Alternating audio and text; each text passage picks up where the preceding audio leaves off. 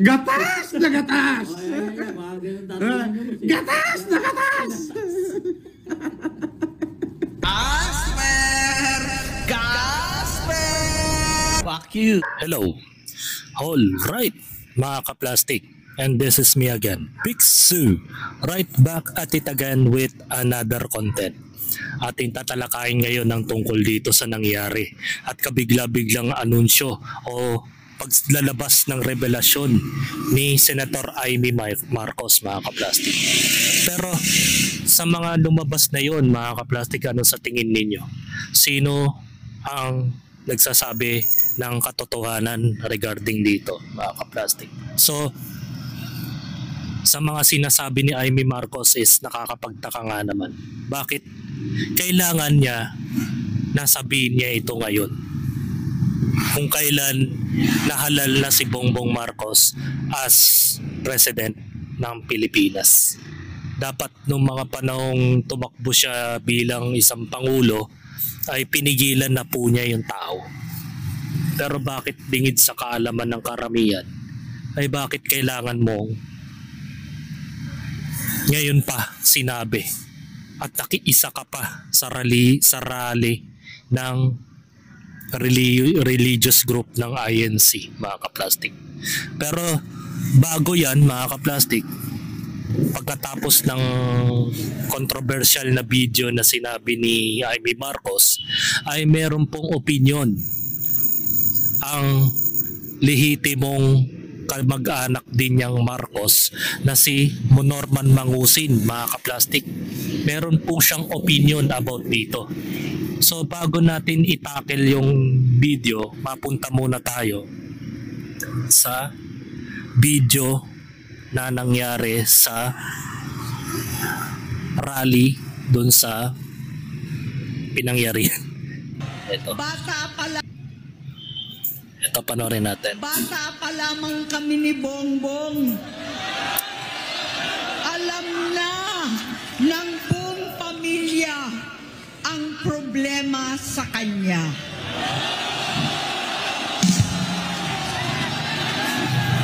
Para malaplip-tap yung reaksyon ng mga tao. No? Mababasa naman ng lahat ang mga testimonya ng aking ama patungkol sa kanyang ugali at gawain. Noon, dahil may tatay pa kami, hindi ko pa siya responsibilidad. Noong tumatanda, ay mas naging nakakabahala. Batid ko na nagdadrag siya.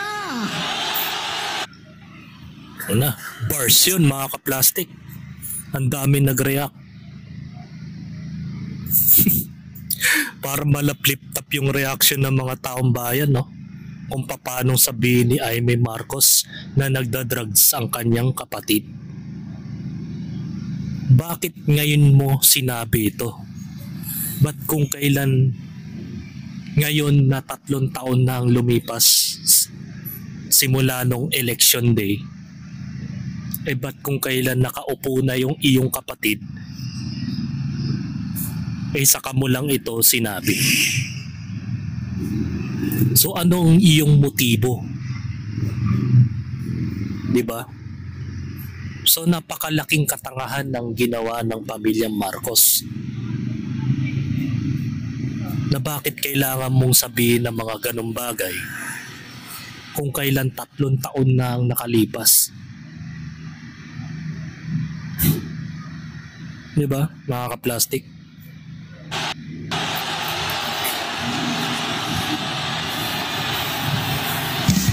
Dami na tuwa na taong bayan, no? Nalaman ko at ng pamilya, nalaman ng pamilya, seryoso ito. Minsan, kami ng Presidential Guard at Metro Gompa ang naglilinis tuwing nagpa-party po sila.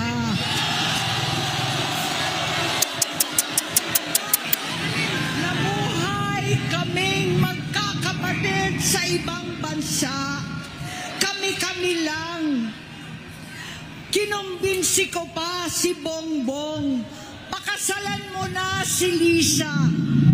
Naisip ko noon, kapag nag-asawa siya, malalagay na sa tahimik at magkakaroon ng direksyon. Ang laki ng pagkakamali ko.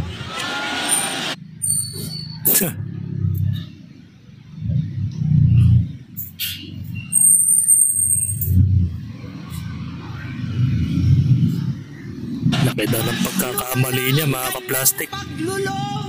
Pagkalulong sa droga.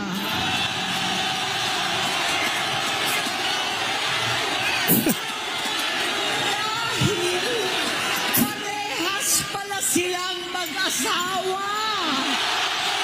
Naku po. Bars yun, mga ka-plastic. Isang malaking bars na binitawan. Hindi lang gold bars ang bigat na sinabi ni Amy Marcos dito. Maging ang asawa niyang si Liza Marcos gumagamit ng cocaine, mga ka-plastic. Grabe. Sana man lang may some of evidence ka naman, Amy Marcos. Pinicturan mo man lang yung mga paraphernalia na nakatambak sa kanilang tahanan nung that time na naglilinis kayo. Minsan questionable, di ba? Isipin mo kung sasabihin mong drug addict ang pamilya mo, di malayong ikaw rin eh. May possibility rin na gumagamit ka rin. Ba't ka pumapayag na gumagawa siya ng ganung bagay? Bakit hindi mo nirehabilitate yung tao? Instead na inirehabilitate mo yung tao, pinag-asawa mo yung bangag mong kapatid. At ang masakit pa doon, mga ka-plastic, yung napangasawa niya, kasundo niya dahil iisa lang din ang kanilang halang na bituka. What the hell? Anong ginawa mo, Amy Marcos? Naging gobernador siya ng Ilocos. Alam ng mga tao doon na halos hindi siya pumapasok. Tuwing kukumprontahin ko siya, ay nagsasabi siyang magbabago na siya, aalisin na niya ang bisyo. Sa may nagsumbong na naman sa akin na sa paggising pa lang sa umaga, kasabay ng almusal, marijuana pala.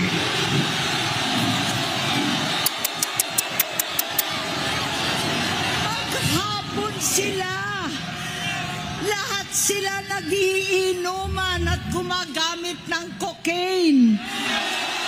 Kasama ng asawa at barkada. Bata. Ayun.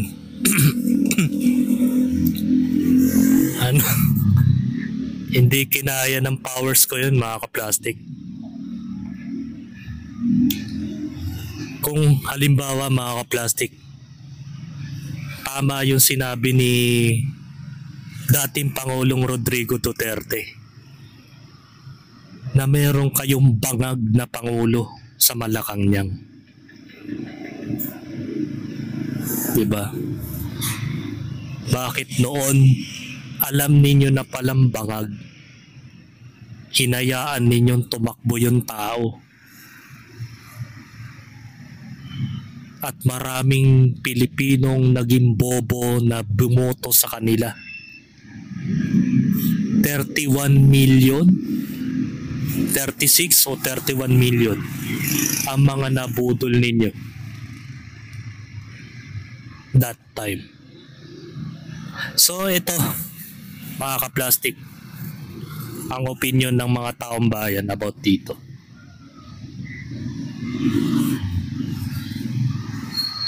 Mas ngiwi ka pa sa mga kanya traitor.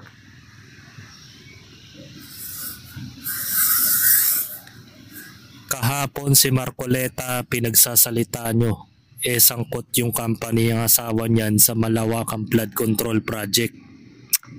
Ininsulto lang kayo para magamit kayo para maabsuelto sila sa ginawa nila. Tapos ngayon wala kayo sa iba, naghahanap. Ayaw nyo ng Marcos, pero pinagsasalitaan nyo ngayon ay Marcos.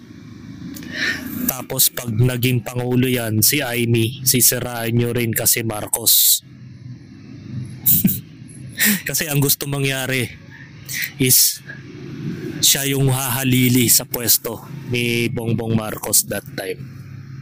Mga ka-plastic.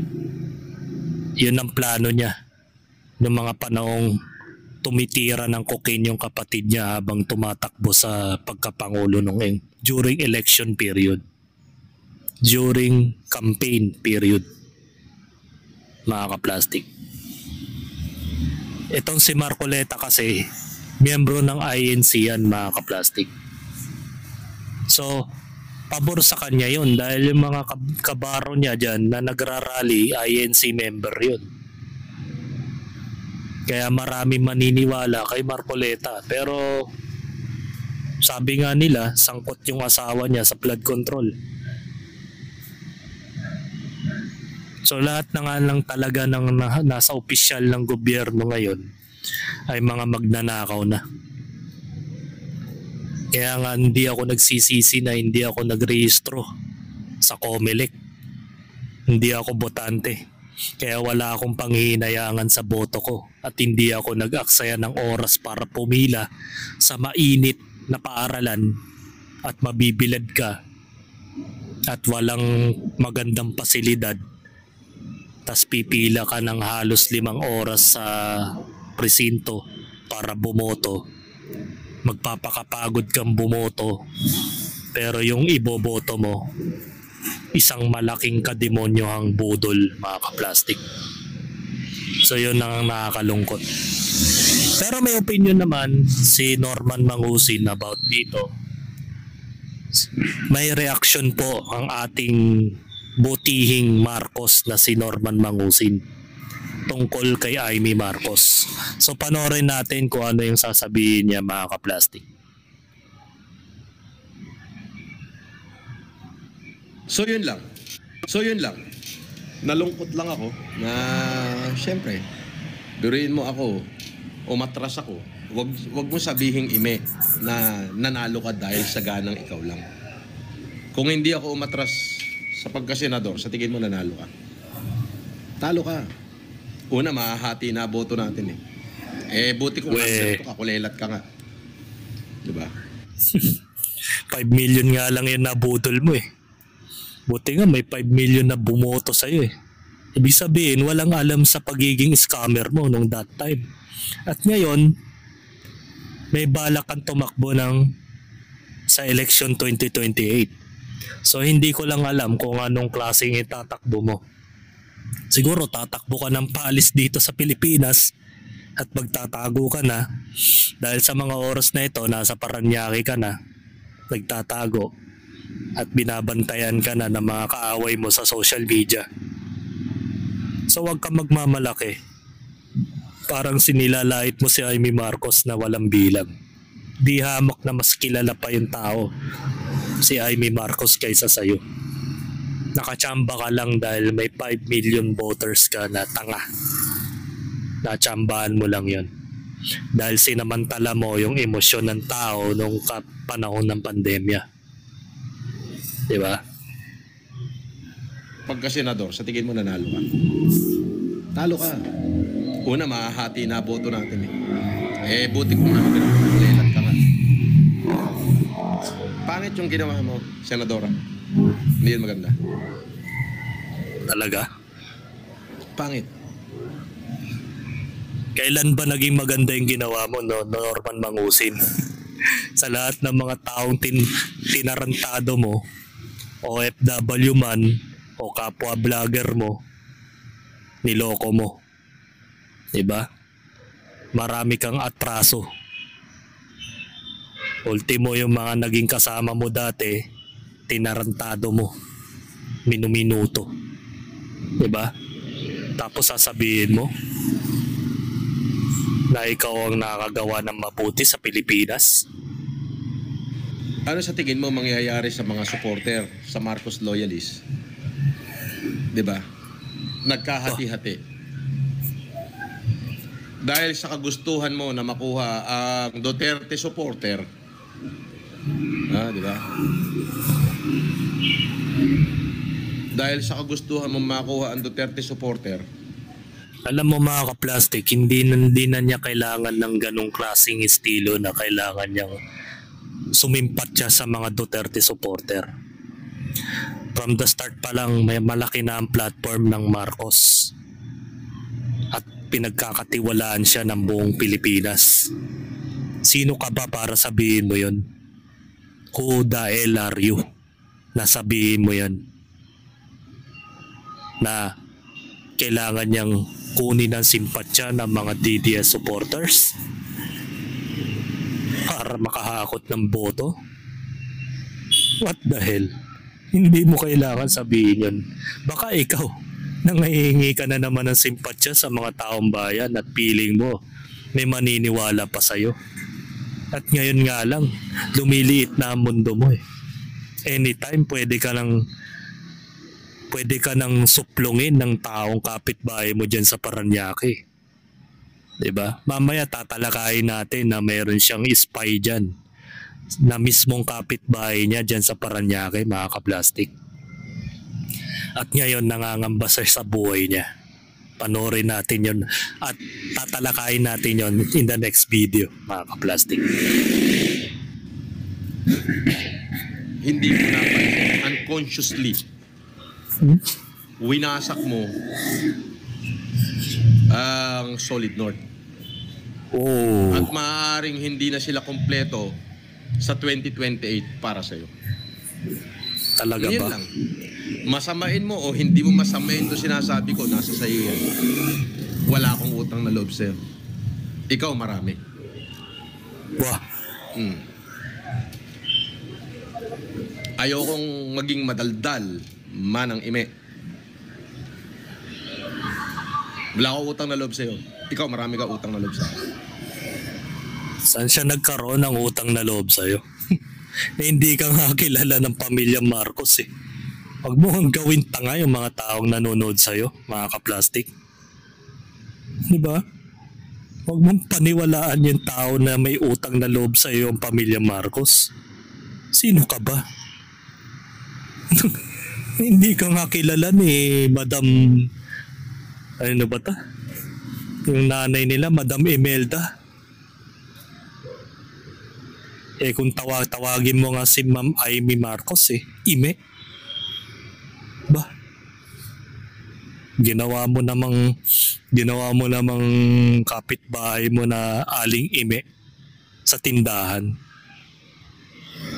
Paano siya nagkaroon ng utang na loob sa'yo? Niwala man lang siyang track record about sa'yo at wala siyang natatandaang Norman Mangusin na pamilya niya. Basta ka na lang umusbong nung pandemya. Bigla ka na lang lumitaw na parang bumuka yung lupa galing impyerno. At nanggulo ka sa buhay ng mga tao. Magsimula nung tumakbo kang senador, ayoko na magsalita. Pero pangit.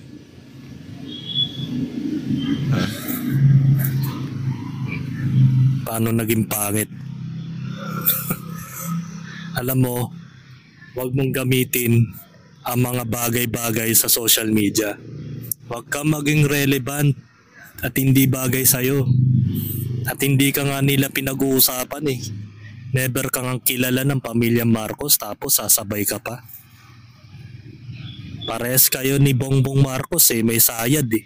Sabi nga dito ni Arped Sabaderdra, may sayad ka na. Ang dami mo ng kasinungalingan.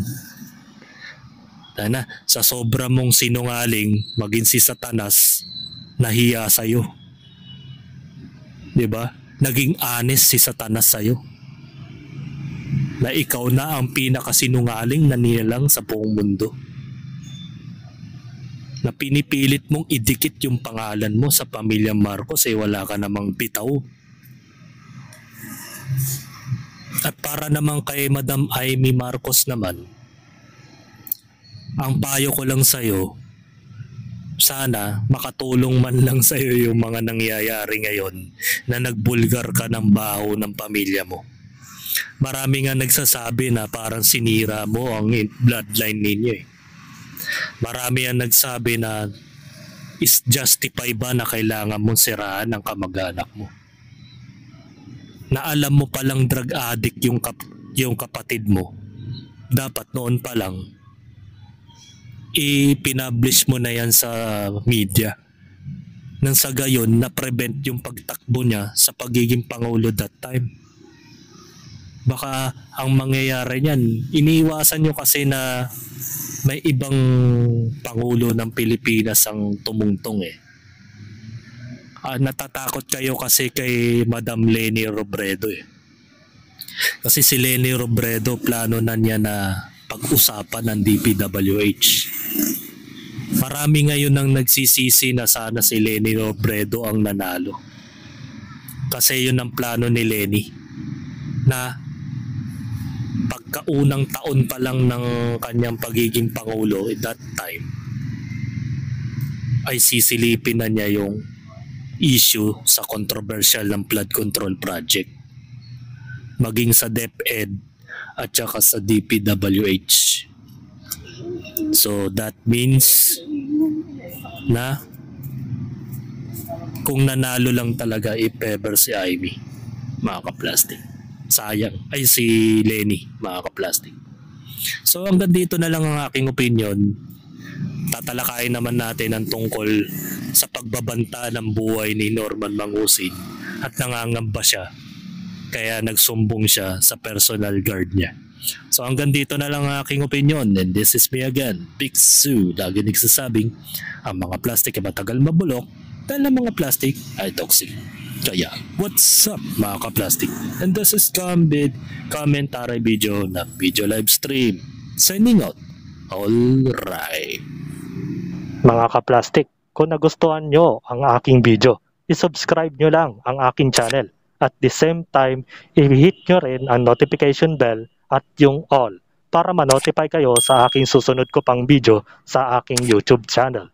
Maraming salamat po mga ka-plastic.